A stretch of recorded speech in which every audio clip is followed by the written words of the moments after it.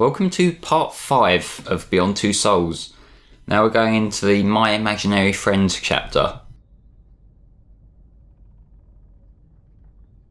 Now at this point in time, Jodie is 8 years old, and from a chronological perspective, this is the first chapter in the story. And this isn't creepy at all.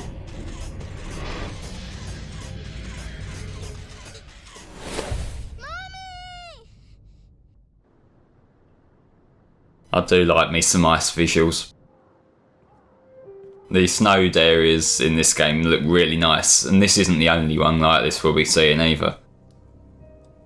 Hey honey, you can't spend the whole day looking out the window. I think you'll find I can. Why don't you find something to do?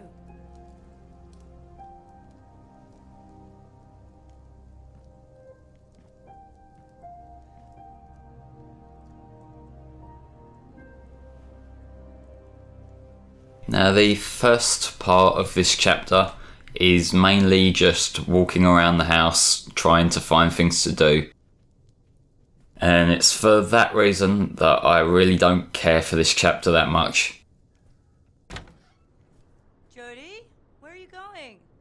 Nowhere. I was just looking outside.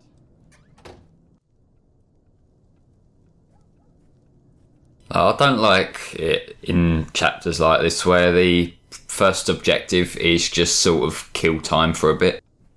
And I think this is the worst offender as far as I can recall.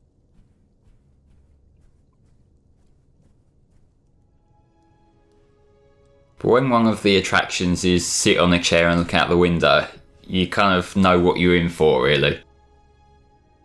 At least the garden looks nice, I guess. Although there is a lot of crap out there, like the swings and all that.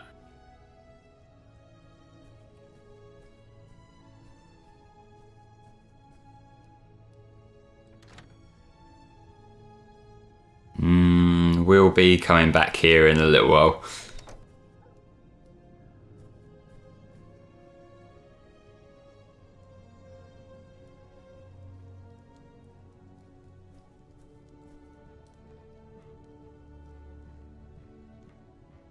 There are a handful of different things you can do to kind of kill time here.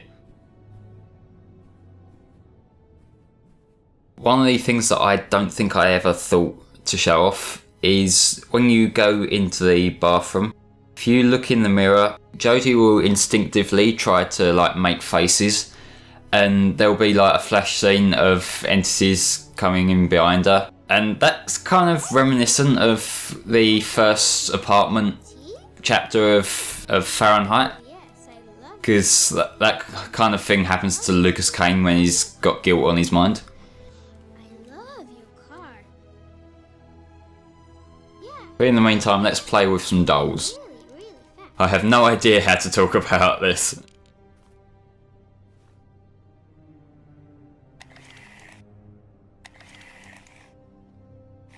But yeah, some of the other things you can do during this kind of dead period, you can obviously play with the dolls, you can draw, and Jodie will instinctively start drawing circles and scribbles and things like that.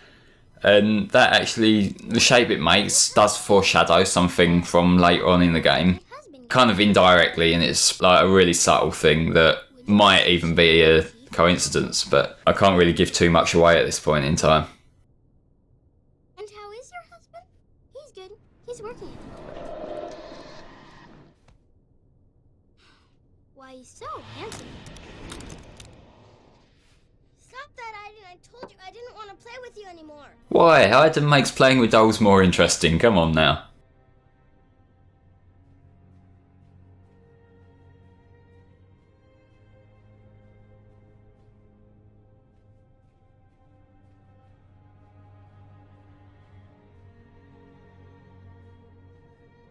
Okay, let's draw the thing.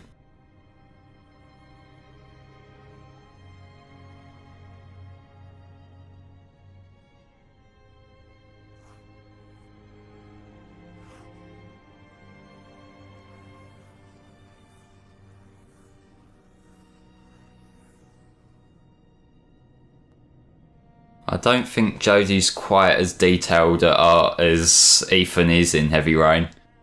I know he's an architect and shit, but come on, how does he manage to draw straight lines with no ruler so clearly? It just doesn't add up to me.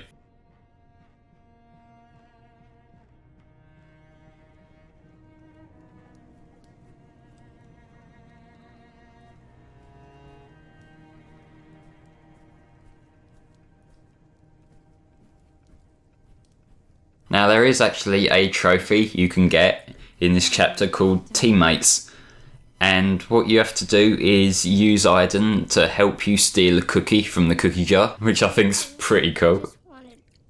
But for a first chronological chapter, this is really underwhelming. I'm sorry, like I just don't really care about anything that happens in this part of the game.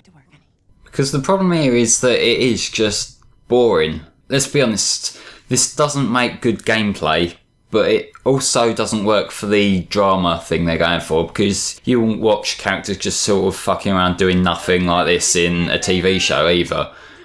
It's just time wasting, and I don't like that.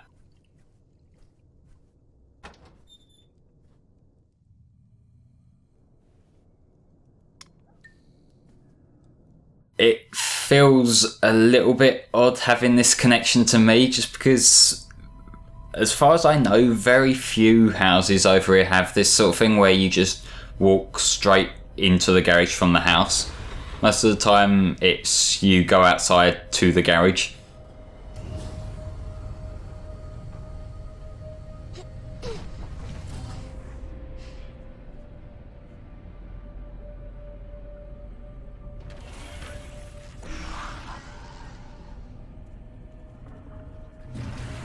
I don't know whether it's a cultural thing or just different kind of buildings or whatever, but most of the garages over here tend to be just enough space for a car.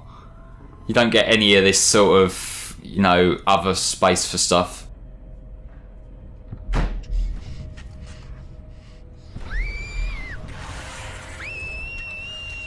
But yeah, that was scary. I'm here, honey. Are you okay?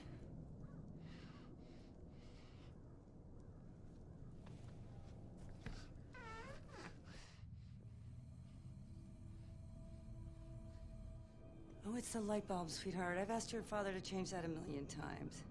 I saw something there, Mommy. Now, you must have just imagined it. There's nothing, look.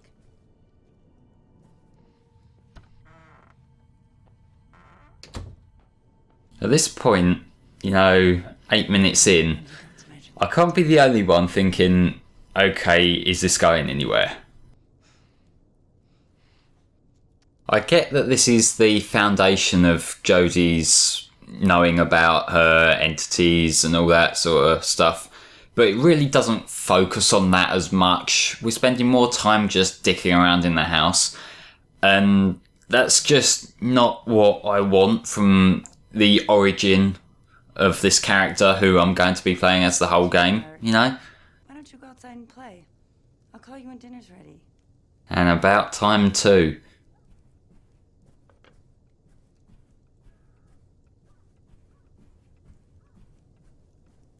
Isn't this like thrilling gameplay? Let's go get me coat and me shoes.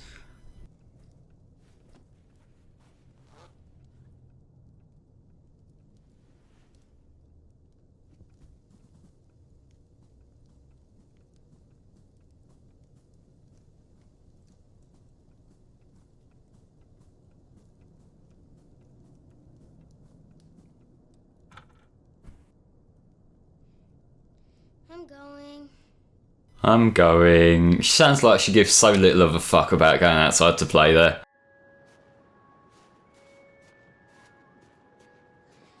Great. Now I can be bored and freezing. I just love Jodie's outlook on life in this particular part. Purely because when someone gets that cynical at 8 years old, you know, like, they've got something going for them, I think. I just love that sort of cynical type of outlook.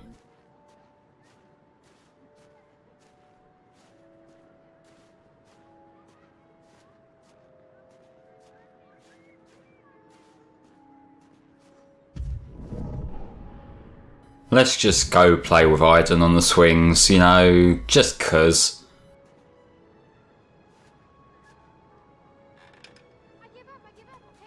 Will you push me, Aiden? Okay, this is a pretty cool thing for a young kid to have an entity for. Like, you don't need to have someone else to push you on the swing. Let's just use this being who follows me to do it.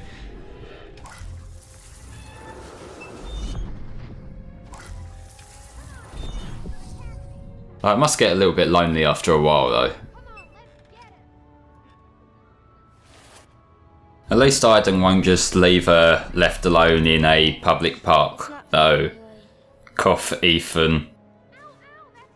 Just saying. I give up, okay? I surrender.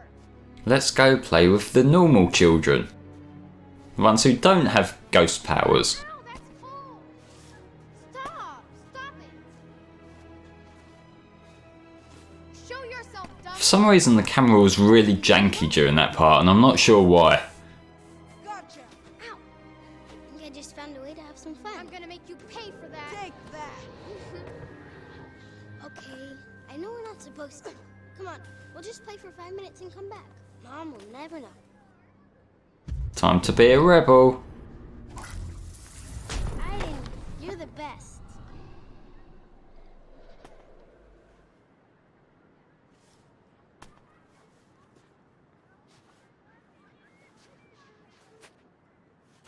Hey, Jody, wanna play with us? Come on, hurry up and hide then. You're gonna get creamed. Violence incoming. I've got to say, one thing that I always hated in around school and that was when kids were throwing snowballs around. I just find it, I know I'm sounding like a complete killjoy here, but it's just more obnoxious than anything when you're trying to walk around and there's these kids throwing snowballs around. Just something that's always really annoyed me. And granted, there are only a handful of months in the year where we actually get snow, so I guess it's not the worst thing in the world, but it's just annoying. Like, as pretty as snow looks, it's something I've never really liked at all, purely because it just... Over here we never really get this pure white snow, at least not for long. Normally gets trodden down, so it's like the grey, dull, slippery type of snow. And all that does is it just makes everywhere slippery and shit. And I don't like that. But anyway, let's go into Overkill.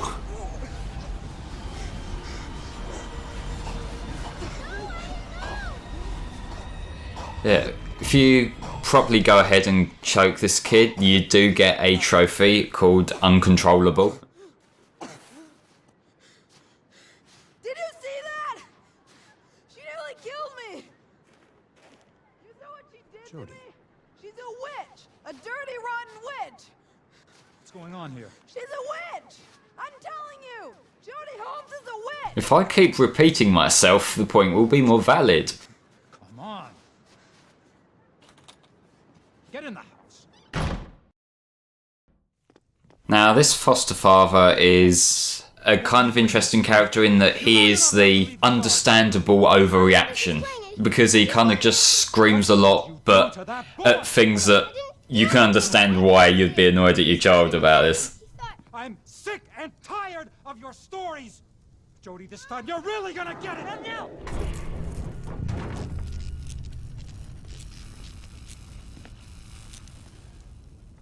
Maybe she is a witch after all. Go to your room. Now.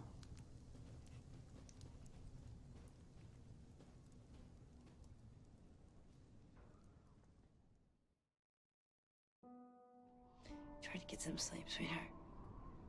They really do play up the contrast between the foster mother, who's really overly caring, and the foster father, who's just frustrated at everything that's going on, everything that's out of the ordinary. Rid of the monsters, Mommy. And I think the foster mother might be in denial a little bit about the I'll leave the light things on. that Jodie has going on with her.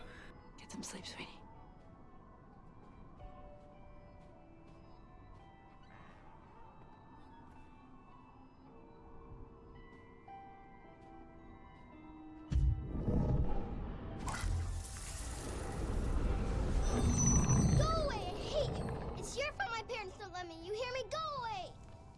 Now we need to eavesdrop on a conversation. She's just a little girl.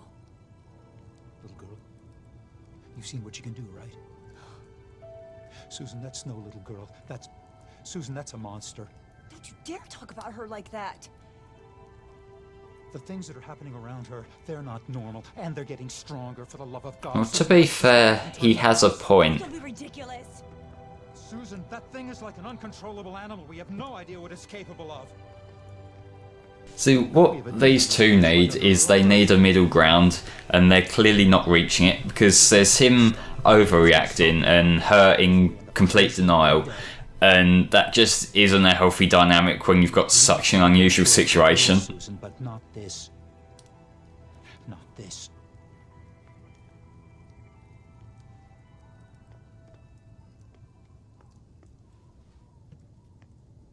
And now they're just gonna sort of sit here for ages.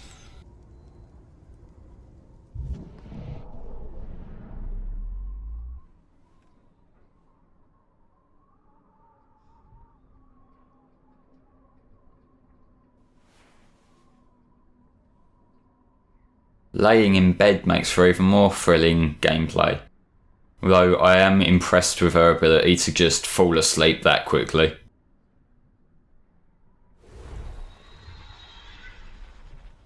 Until that happens, obviously.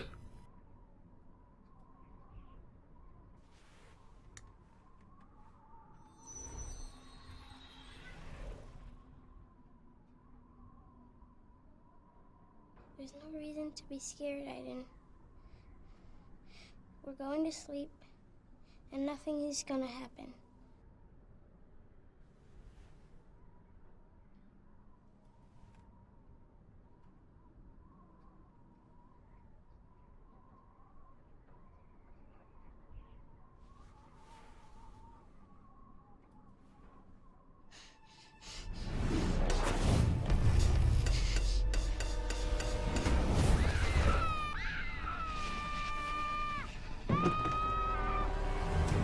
Oh crap.